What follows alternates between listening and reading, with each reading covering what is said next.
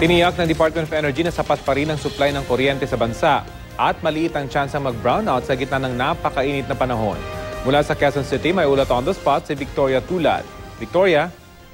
Dati sa kabilangan ng pagtaas ng demand sa kuryente ngayong init, formal pa rin daw ang power supply sa bansa. Energy Secretary Carlos Jericho Petilla.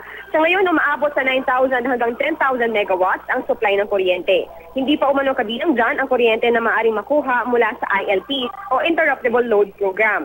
Ang power demand naman ay naglalaro sa 8,000 megawatts lamang. Dahil dito, kumpiyansa si Petilla na maliit ang posibilidad na magkaroon ng brownout. Isa sa mga nakikitang dahilan ni Petilla kung bakit hindi kinukulang ang power supply ay ang pagtitipid ng kuryente ng mga consumer.